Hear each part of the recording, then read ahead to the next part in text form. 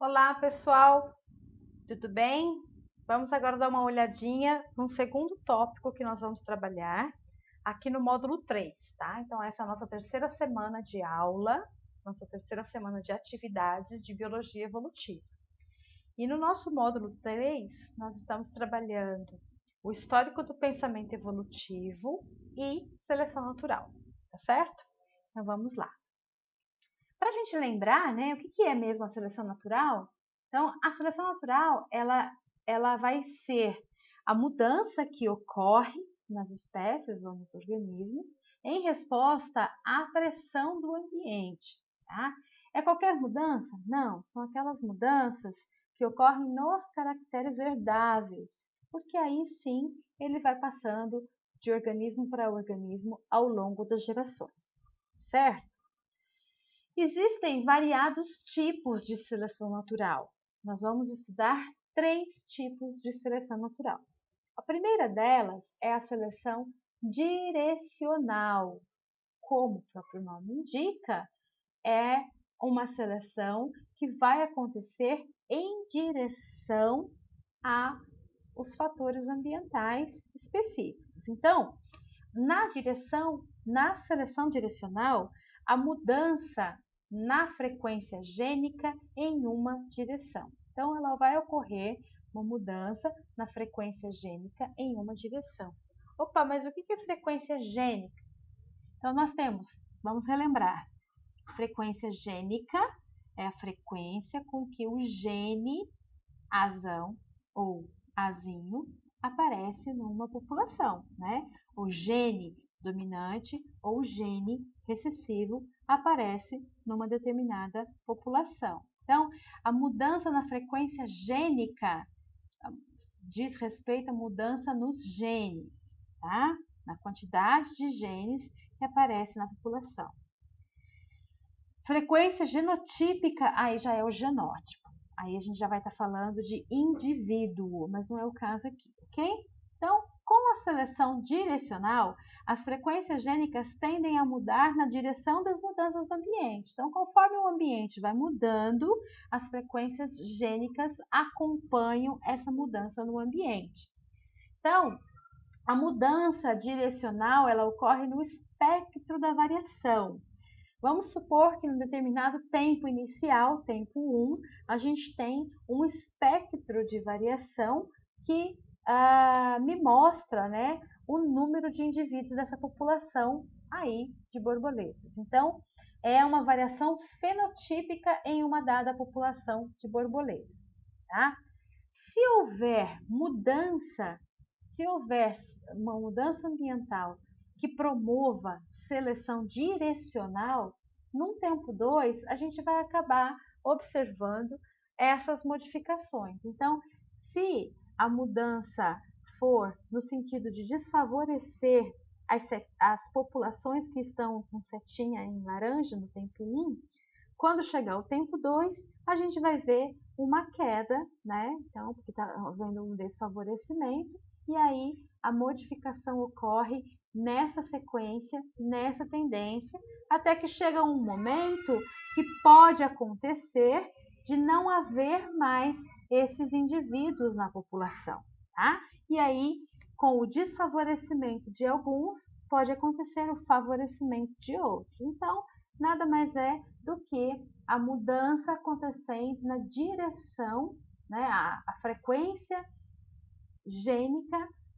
mudança na frequência gênica acontecendo na direção aí dos fatores ambientais. Temos também o tipo de seleção que nós chamamos de seleção estabilizadora, né? Então, as formas intermediárias de uma característica é que serão as favorecidas, tá? Então, os alelos ou os genes que especificam essas formas extremas, eles serão eliminados da população. Esse é o tipo de seleção estabilizadora. Então, quando a gente pega, né, ou seja, fenótipos extremos serão retirados da população.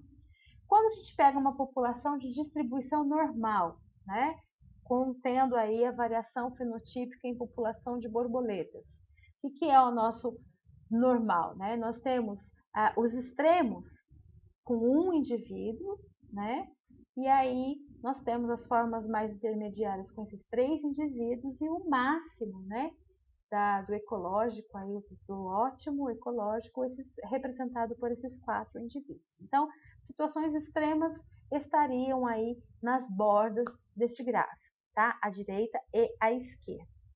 Conforme o tempo vai passando, se a seleção for estabilizadora, os alelos que definem o fenótipo da condição extrema serão desfavorecidos. Então, a tendência é que a gente observe algo nesse sentido, né?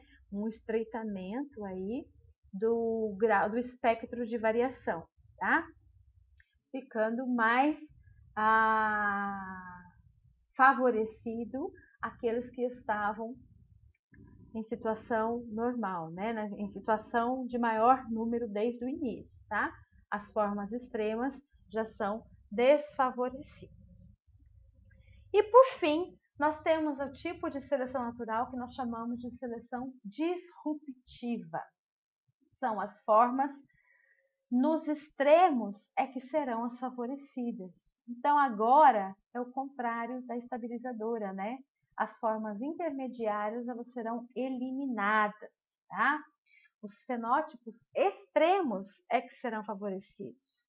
Então, se a gente voltar para o mesmo gráfico no tempo 1, contando a variação fenotípica em uma população de borboletas, a seleção disruptiva tende a selecionar, né, a desfavorecer as formas intermediárias, estão lembrados?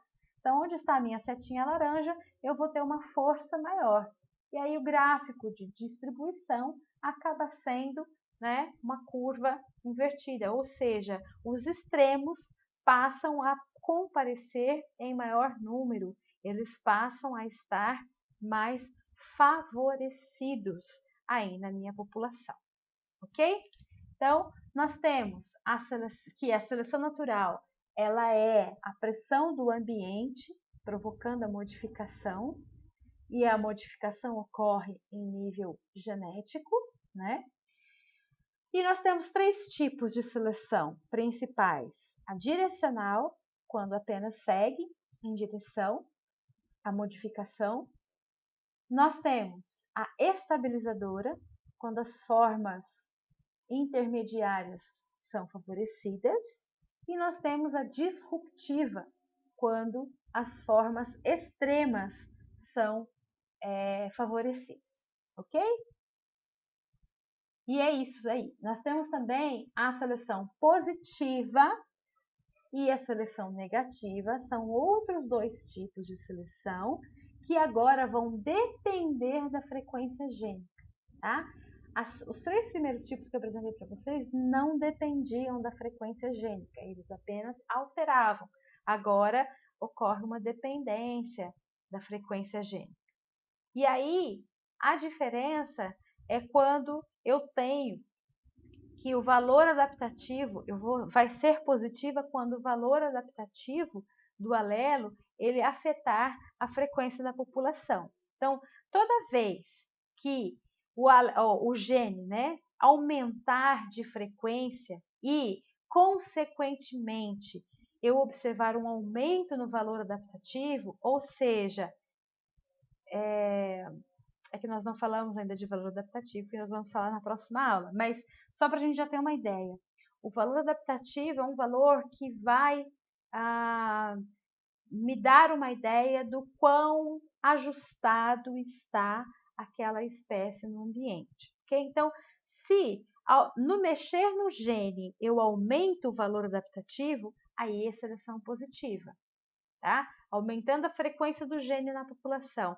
Isso também aumenta o valor adaptativo, aí é positivo. Caso contrário, vai ser negativo, tá? Como consequência da seleção positiva, a gente vai ter uma variação genética na população, tá? Redução da variação genética na população. Já a negativa, assim como a positiva, também depende da frequência gênica e o que muda é essa terceira frase aí, né? quando o alelo, ao aumentar na frequência da sua população, ele reduz o valor adaptativo. Isso pode acontecer? Sim, isso pode acontecer, tá? Neste caso, a consequência vai ser a manutenção da variação genética na população, certo? Então, agora nós temos os 3 primeiros tipos, que eram independentes da frequência gênica, ou da frequência alélica, e agora positiva e negativa, que são os que dependem da frequência, certo? Com isso, a gente encerra o módulo 3 dessa semana. Para a próxima semana, no nosso próximo módulo, a gente vai dar continuidade a esse tópico, ok? Muito obrigada e até semana que vem.